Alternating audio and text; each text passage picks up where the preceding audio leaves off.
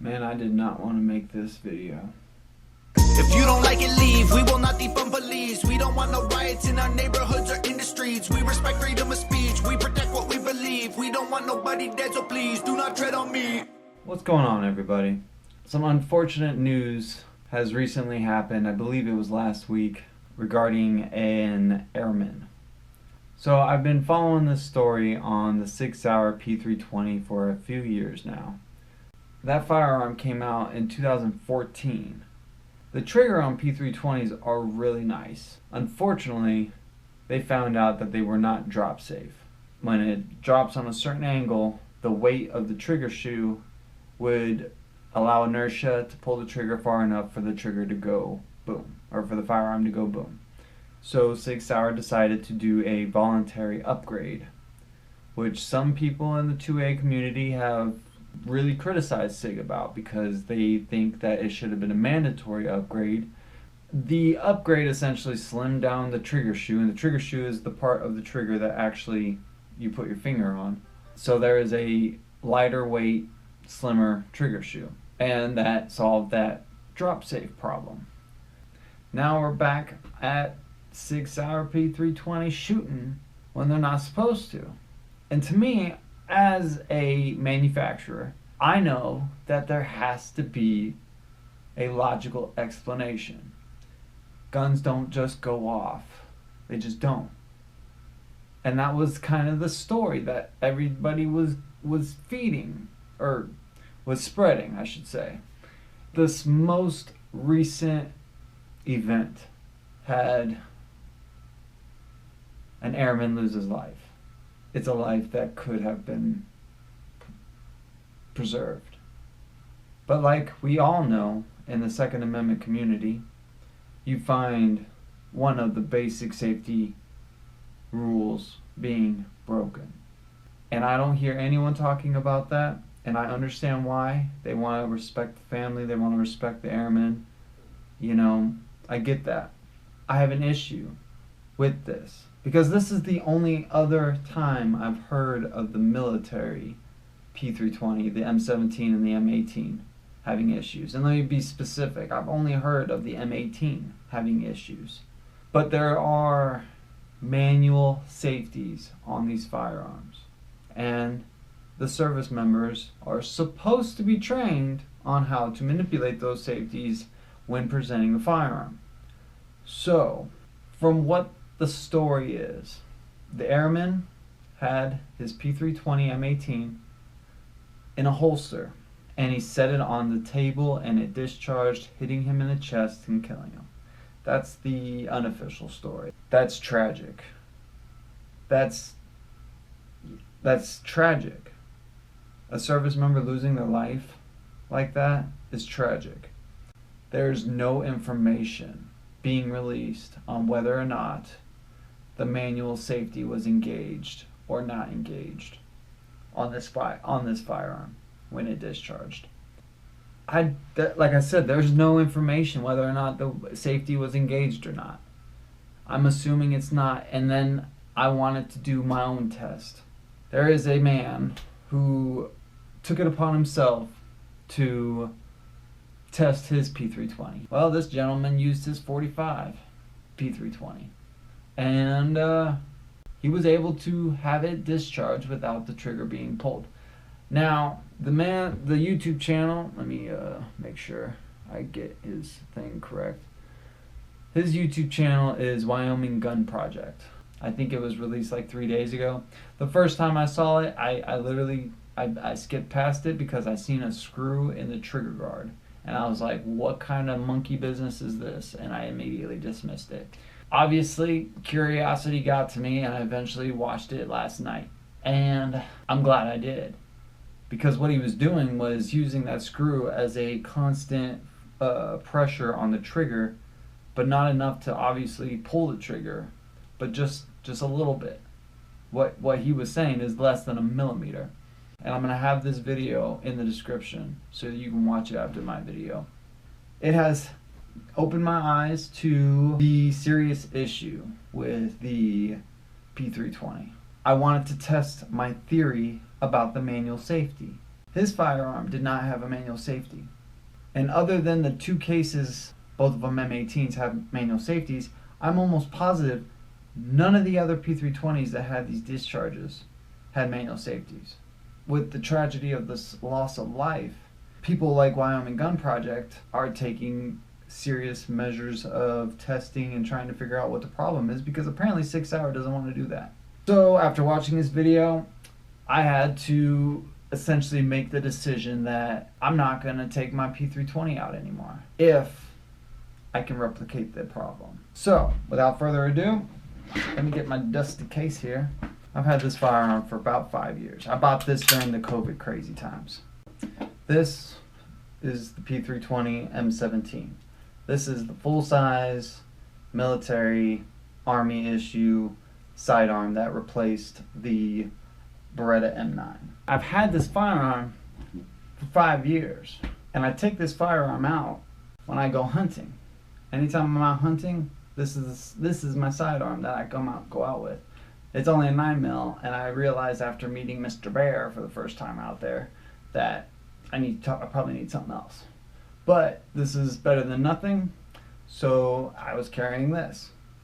Never had an issue. Never had an issue. This is your manual safety. People are all high and mighty about the manual safety, like, oh, I'm Mr. Green Beret and Black Hawk Down, this is my safety, that type of crap. I feel like you have a habit of bad practices where you're carrying a firearm like this with the safety off, which is bad, which is all bad. You always want the safety on. So I haven't heard any issues with the M17, but I wanted to test it. And I was like, no way my P320's got that much slop in this slide. So what did I do this morning? Do you hear that? That is the slide rocking on the frame. That is slop in the slide and the frame. That's red flag number 1. So what the guy was doing, he had a screw in the trigger guard here to have a constant pressure on the trigger guard. So I'm going to show again, no magazine, gun is empty, safety is actuated, it is on, so nothing happens. Cannot press the trigger, nothing's gonna happen. That's the whole intention of friggin' manual safety. So I'm gonna take the safety off, but I want to show that there's this much play in the trigger. That's the take up. It's when you go past that point a little bit that you start moving the gears, I guess you could say, in the internals here between the firing mechanism in the actual frame and then all the striker slash boom bangy stuff going on in the slide. So what is the problem? Well, when you got that much play between the slide and the frame, that's your connection point between the trigger and the striker. And the striker is essentially your firing pin. So the points between your trigger mechanism, your firing mechanism, and your firing, well, let me say that again. The points between your trigger mechanism and your firing mechanism are being separated when the muzzle of the slide is pressed down. It lifts it up. So essentially, the components here where the striker and the trigger meet are separating. So, again, nothing in the gun, empty, clear, safe. Safety is off still. I'm going to apply just a slight bit of pressure. This is all take up, just a slight bit of pressure. Alright. Now, I'm not sticking a screw in my freaking gun. Right there. So there is a sweet spot. There's a sweet spot. You got your take up, which is that movement right there. And then you got like just a bit of squish that gets you to the permanent break wall. I don't know if that's even technical a word or what, but essentially this pre-travel gets you to your starting point, and then you squeeze the trigger just a little bit. Oh boy, there it is, where it just barely moves. That's the squish. So right now I'm on the wall of where this gun goes off, and now I'm gonna squeeze the muzzle and it goes off. Alright? That was legit. I'm literally just holding enough. I'm gonna use my thumb now, see if I can do a little bit better of a showing here, so you can hear it. That's the slide moving. Oh, see, hold it a little too much, but that's the slide moving. So, all right, that right there, boom. All I did was touch the dang slide, and it went off. 2 contact points, essentially slipping so that it can fire. So, if that movement only happens through the trigger mechanism, it's good. Everything works fine. But when you have just barely enough trigger movement and then all of a sudden the slide lifts, boom, you got your accidental discharge. And that's what you're seeing me do right now. So let's try it again. I'm going to use my thumb so you can kind of see better. Right there, that's slide movement and just a little bit of squish. I'm going to squeeze the muzzle and it goes off. You see that? Now, what was my purpose of this? And that is to test the safety. What does the safety do? It prevents the trigger from being pulled. You can't get past the pre-travel. You can't get to that little bit of squish. It doesn't matter how hard I push it. It's not gonna go off. Because that's what the safety's for. My point is that yes, the P320 has an issue that will have an unintentional discharge. I'm not gonna say uncommanded because the trigger has to be pressed ever so slightly. All those cases, 1, the guns don't have safeties, and 2, they're all in holsters. None are just the gun sitting on a table and it goes off. Not once does that happen. Okay, so I tested this P320. You see that it does, unfortunately, have the same problem as the others. But what I'm trying to point out is that this manual safety is key. Personally, I will not be carrying my M17 anymore, at least not until 6 Hour comes out with some sort of resolution, I guess, that isn't, you know, freaking toxic social media bull crap, you know what I'm saying? Now, something that I do have the unfortunate pleasure of having is another P320, but this one's a little different. This P320 is the empty mag P320 XTEN. This is the 10mm full-size P320, and it has no manual safety. That is my biggest faux pas with this firearm, and why I don't own it is because it doesn't have a manual safety. I don't like handguns without manual safeties. It just rubs me the wrong way. So, let's test it. If I can make this go off the same way that the P320 45 that Wyoming Gun Project had, or the P320 M17 that I just had done in front of you guys, if I can make this one happen, then it's just going to be more info out there for everybody. So, it's empty, it's clear. Show you again, nothing in the mag well, nothing in the chamber. It is clear. Now, is there any slop in the slide in the frame? At least check. Okay, nothing.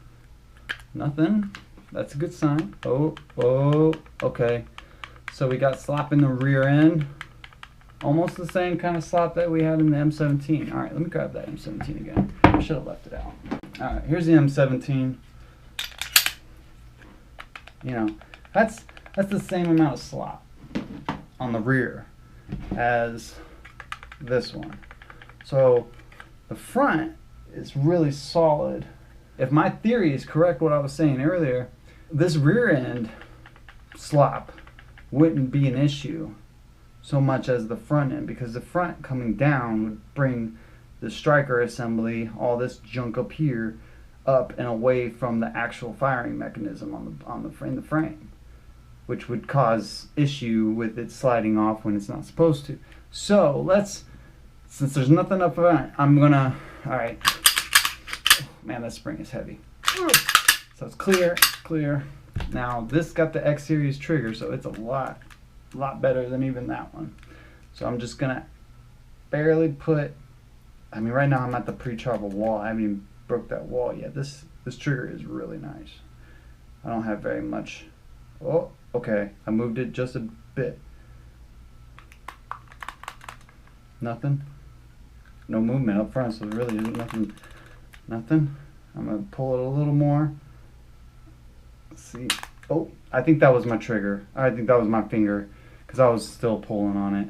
So yeah, that trigger is so nice.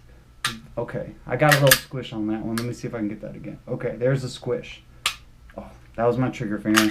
I want to be fair with this. Okay, so let me do like I did on the other one with my thumb. Oh. All right, there's the wall. A little squish. Oh, dang, that trigger is really nice. All right, a little squish there. Oh, that was my thumb. That was my thumb. I don't think it's gonna be able to do it, because like I said, I do believe it's the muzzle end slot that's causing the problem. It makes me feel a lot better about the X series, or at least this particular XTEN, which I did have to pull off the website because like I said, I can't in good faith sell P320s right now. Although I do believe this one could be safe, could be considered safe. I can't get it to do the same thing as that one. I'm not gonna get a screw and start fucking up the frame on this, because one, this is not mine. I might just have to swallow a loss here. But if I do, I mean, at least I feel better about the fact that I might not shoot myself with it. Because like I was saying, this is what I was carrying in the woods beforehand with Mr. Bear.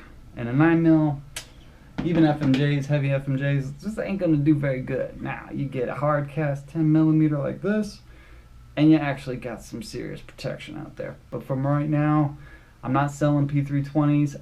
I'm sorry if I've recommended a P320 to you. I don't think anyone actually did, because most people I know are broke and can't afford anything. So good on them. They didn't buy one, so good for you. Essentially, you might be good with the Legions, the X series.